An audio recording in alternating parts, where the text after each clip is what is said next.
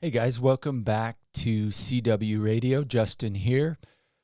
On this episode, I am excited to share with you a discussion that I had with some old friends. They become old friends, distant friends, a brother and a sister, fellow ministers and missionaries in Guatemala. Carlos and Heidi Fernandez. It's been a few months since we last sat together around the table at their mission house outside of Antigua, Guatemala. And so as I was down in Guatemala for a couple weeks to teach at the Bible Institute, I took the opportunity to sit with them again and get an update. A lot's happened this year since we last sat together in early March. Amongst the things that have happened, their son has gone to the Olympics and competed for Guatemala in the pentathlon.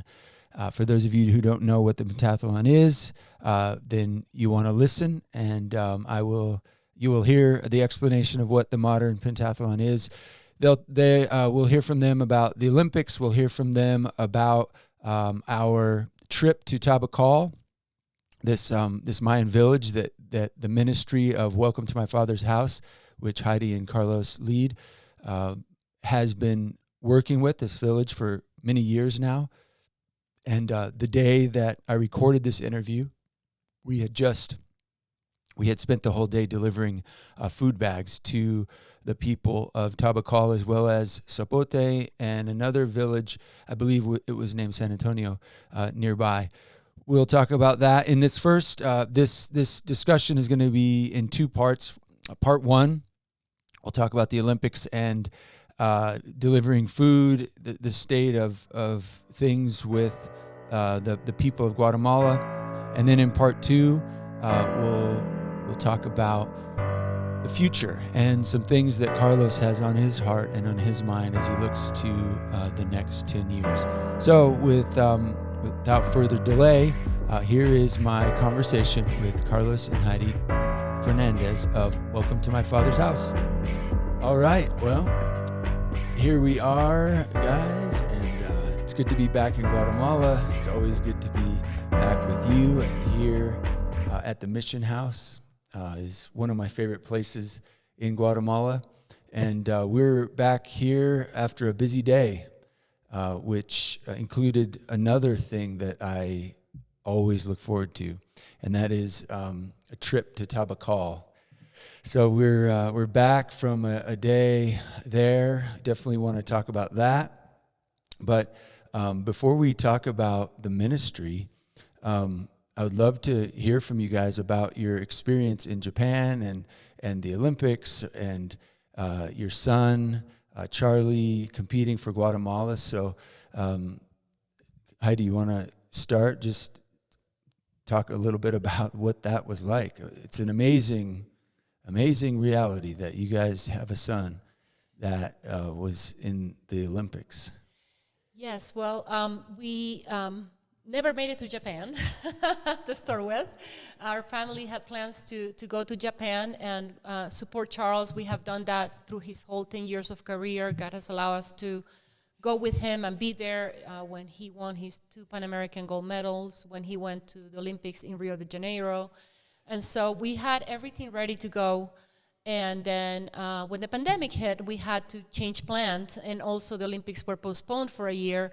But what we told Charles is that no matter where we were going to be always praying for him, cheering for him, supporting him, and we were going to be there no matter, where we were. And we had that opportunity. It was neat to have him call us from Japan, have him call us when he was leaving, be able to pray for him when he had a specific prayer request. And also, we had a group of friends that were going to travel with us, but we couldn't make that trip, and we all got together in Texas, and we were able to be there together, all of us. We were about maybe 15 people cheering for him, waking up at 3 in the morning, 2 in the morning when he was competing. So it was a good experience. I call it a moment of grace when I saw the Olympics, because all all the situation was looking like it was not going to happen. But, God allowed that to happen, and it was good that we saw Charles compete there. Yeah. So, Dad, how do you think your son did? How did he do? Well, he did really well. It was very difficult. It was very challenged, and our family, we were in the last of this year since June. June, we left Guatemala and we went to the U.S. We have another responsibilities in the family. Our daughter moved to college and back to college, and our son Danny, he graduated from Liberty University, and also Danny was about getting married. So we're having a lot of things in the family and responsibilities, and also Heidi would feel that we have to go to the U.S. But Charlie was training and competing all over the world. He was in Egypt, he was in Europe, and in the middle of the pandemic, and he was supposed to have a training camps in Europe before the Olympics. Right. And everything was canceled. And it was so hard for him to prepare for at least the last 6 months. As you know, the Olympics, it was postponed for a year. Yeah. And that affected him really bad. He wanted to really finish his second Olympics experience, and he wanted to go to the second Olympics. And he was being very, very tired physically, mentally, spiritually, and just traveling nonstop, maybe the last 10 years of his life. Yeah. And he was about to finish. But he was to a point that he was so tired, so exhausted from training and traveling nonstop. He never stopped. He just keep going and going with the mind, and he is a person that he like to do things with excellence, and he like to do his best to represent his country of Guatemala really well. Of course, yeah, of course. Yeah, and also, but thank God also he got the opportunity to share his faith. Yeah. Around the world too, with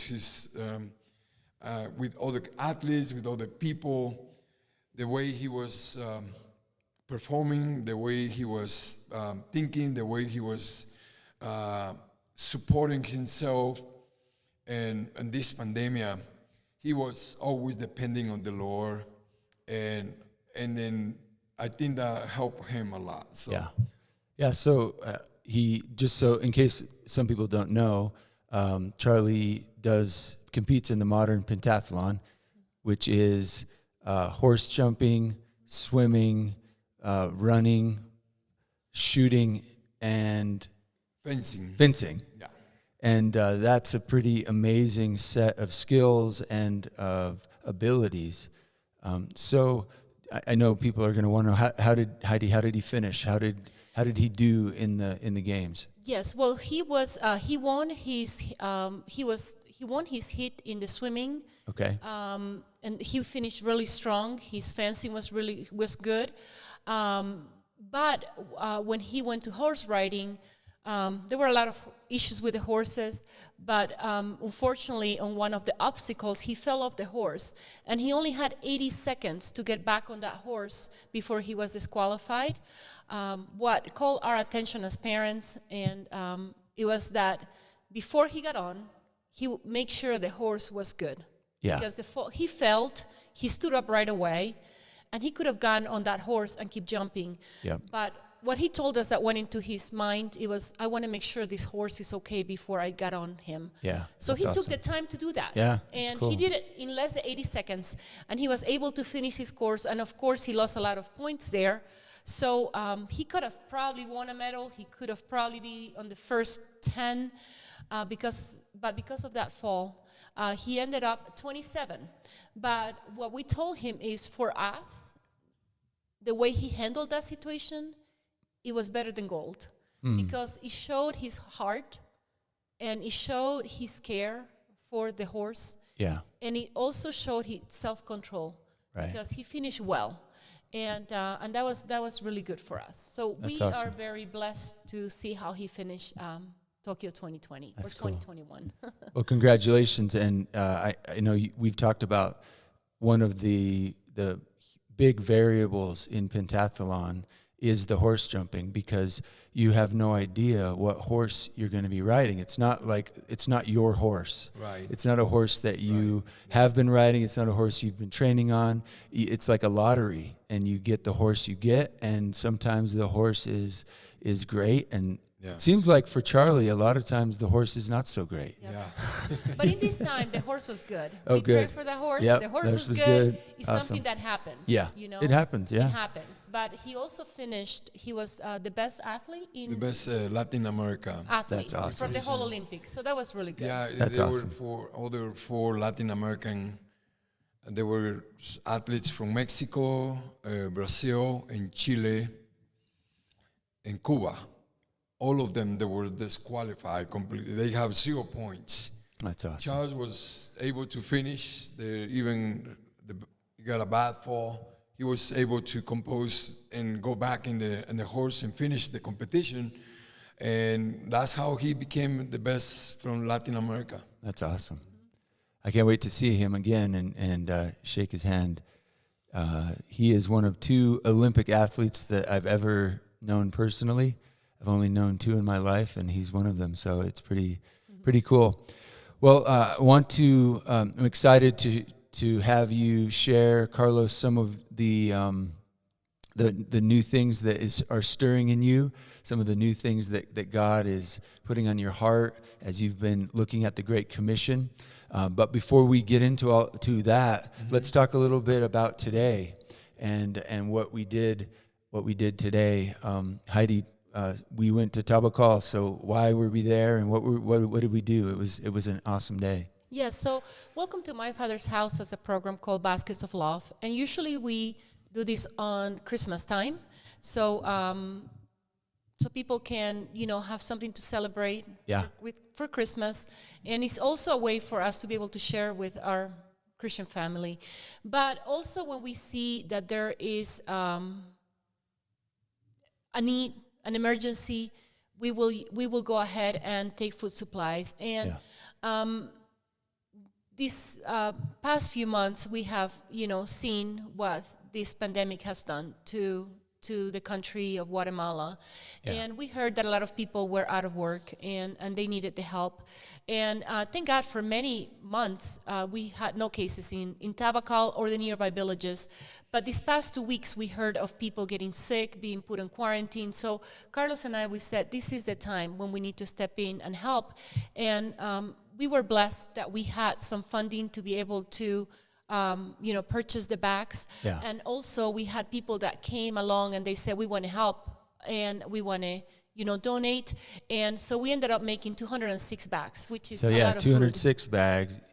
I know that each of them weighed 45 pounds. Yes. They were heavy. They were heavy. But what did they have in them? So when we do these bags, we try to think about the nutrition as well. Mm-hmm. So they had about 6 pounds of beans, 6 pounds of rice, 10 pounds of corn, 3 pounds of cornmeal, oil. We had a fortified, they call it here atoles, which is like an oatmeal drink. So we had Cereal. cereal drinks. So with all that, it had salt, it had pasta. It had Sugar, salt. Yeah. so it had a lot of those things that people use for their daily meals. Yeah. And Basic foods. yeah. And Carlos, this village, Tabacal, is a village that you guys, Welcome to My Father's House, has been working with. Or you mentioned another ministry. This is all part of Welcome to My Father's House. This is all part of Welcome to My Father's House. So, Yeah. So yes. so you've been working with this village for 20 years now. Well, we've been working in Guatemala for the last 20 years. Okay. 21. And we came for the first time with a medical team from Right. Ohio, a group of doctors and nurses. Yep. And that's how we went to that area, Yes. close to the volcano in Zapote. Yeah. And we did a church. Years later, we helped with church planting Yep. and evangelism and different helping people Yeah. in different areas, medical, construction. Yeah. But in the year 2005, Yeah. we found 40 families that they just moved. They are Mayans. They are 100% Mayans.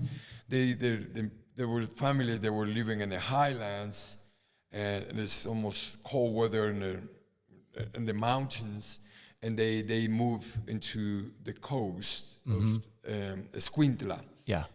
Which is a lower elevation. They found this farm. Basically, with the hard work, they were able to purchase with a special program from the government. They purchased a farm, maybe over 200 acres of land. Okay. It's and ever since we've been helping them because when they moved there, they didn't have anything. Right. And Right. Nothing. we They found were that- just living with tarps, right? And Right. kind of, basic wooden houses with sticks and Very basic. and now they have what? They have after all this time. What have you guys seen them do? At the beginning, there was a church was built Yep. in the community, a Christian evangelical church. This community had a building lots for the houses. Also, they have a building lot for the Christian evangelical church, for the Catholic community, also for the Mayan community, and the school. Yeah. Yeah. All of them have houses now, right? All the families have houses. This is more than 50 families now, and everybody have their own house. Like a cinder block house. Yeah, Not the wooden. Formal houses. Yeah. And what's cool, and this is something that you were talking about today, Heidi, is that I think it's you that mentioned that there right now, as the need is tremendous in the country, there are ministries that seem to have being used by God to kind of as conduits to kind of focus the provision to certain parts of the country. And Welcome to My Father's House is definitely that ministry for this part of Guatemala, these Mayan villages near, including Tabacal, and there are other ministries that God is using for provision for other parts of Guatemala. Correct. But God is doing this amazing thing that I was just blessed, along with several others who came with us, blessed to just be a part of it. We get to actually hear the thank yous. We get to see the smiles. We get to see all the beautiful children and the excitement, and we get to. It's like we get the blessing of seeing what the provision does to these families. So it was really, really sweet. Anything that stood out to you guys from today that was maybe different or unique from other times, because you've been working with this community for so long, and you've been there so many times. What was unique about this time today? And even though our main ministry has been developed around these 40 families. Yeah. Of Tabacal, and we help them building homes, and then later the schools. We're helping them with medical care, dental, and helping them in different areas of life.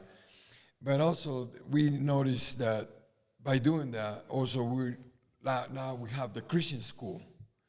We have a middle school and high school, and our vision is to start helping the younger generations with education, and also at the same time we're giving them the gift of education. Also, there's an opportunity for us to do discipleship. Yeah. And then teach them about Jesus, about God, about the Bible, it's an opportunity for us to do some type of discipleship with these young people that we have them 4 days a week. Yeah. Yeah. And doing all that, and every time that we're doing something for the people of Tabacal, there's at least other three communities around that's getting benefits.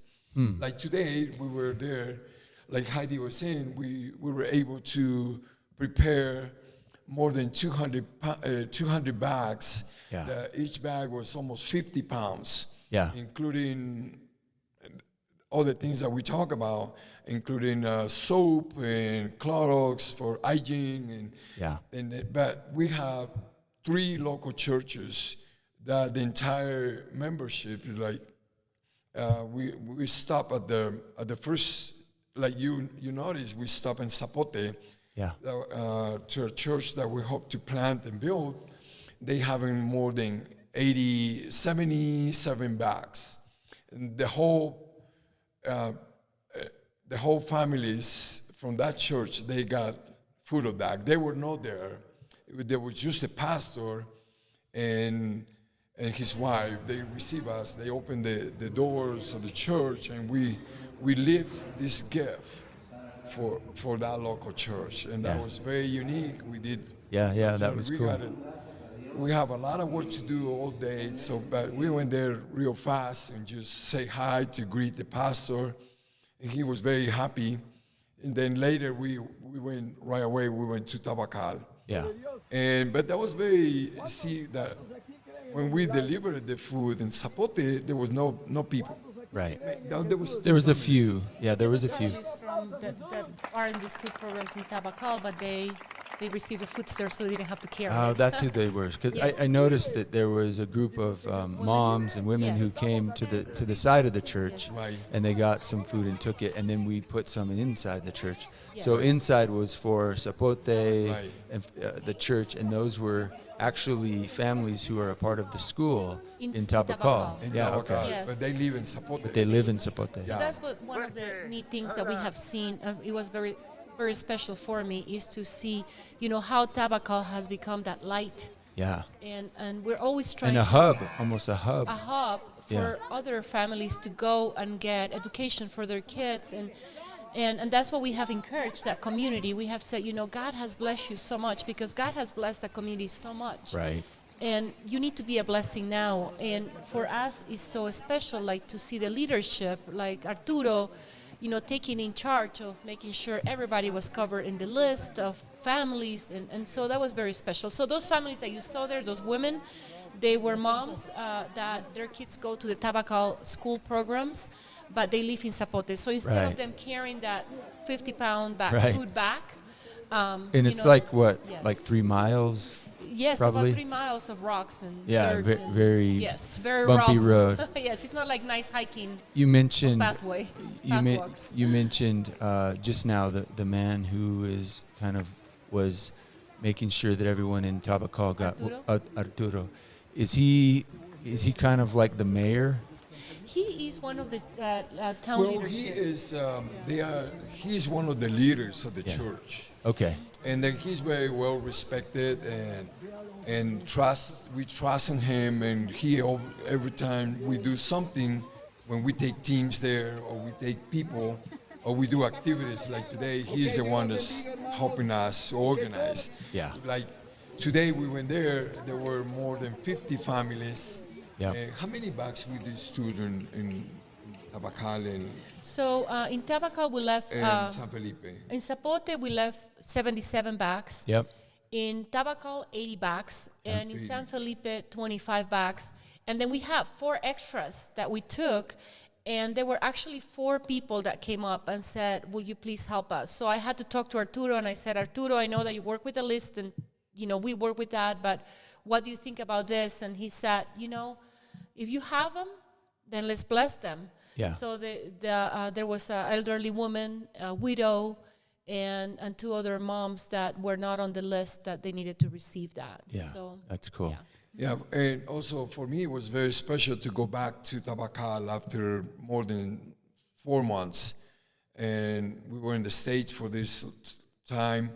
but this is a very difficult time for a lot of people. The rainy season in Guatemala has been very, I mean, there's a lot of damage in the roads. Floods and and the homes and their what you say, the agriculture. And has been affected, the farming crops. and the crops. It has been very difficult. And also because the pandemic, everything has been very restricted and very enclosed. The people cannot go out of their villages like in the normal conditions.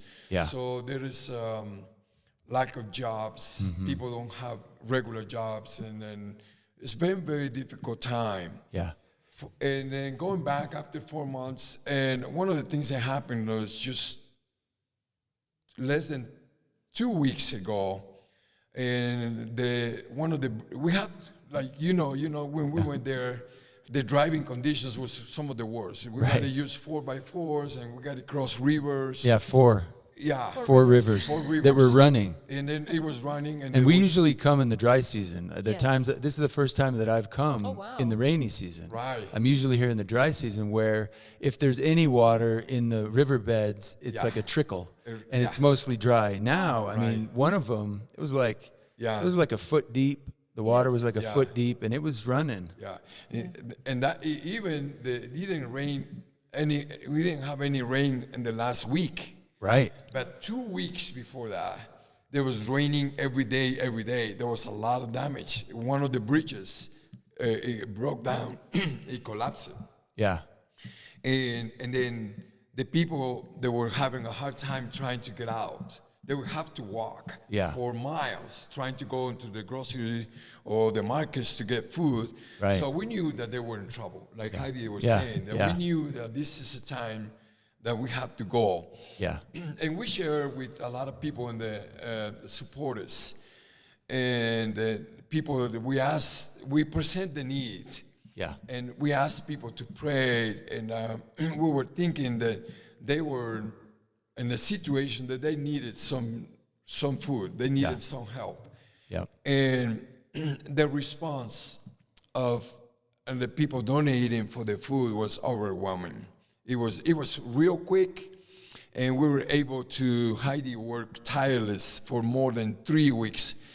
Even in the States, she was in the phone. Trying to find the food, where to get it, where it would be available, where the supply would come from. She was the logistics the funding, of it. And she was working with the food, the supermarket. Getting all it's a lot of details. It's a lot of work, and it's amazing doing that. It's an amazing thing to see. When you look at we had 4 trucks, and they were all loaded. A couple of them were commercial trucks that could carry the majority of the weight, and then a couple of us just had trucks you see in the U.S. But to see all of that provision go out was really amazing, and it should remind us that there are always needs, there are always opportunities for us as the church, especially in the U.S., where we still are the major source for the financial support for this kind of work that's being done in Guatemala and other places in the world. And I'm always. Today was just another example for me of the confirmation that what you guys are a part of and how God's using you is a really incredible opportunity, incredible way to give financially, and it's a really great investment, and so that's my encouragement to everyone listening, to really think about and consider seriously making this ministry a regular part of your giving, because the money is always going to be used for important things like this. So that was awesome. Well, let's talk now. Let's shift gears a little bit, and let's talk about the future. So you will continue as says, welcome to my Father's house. He will continue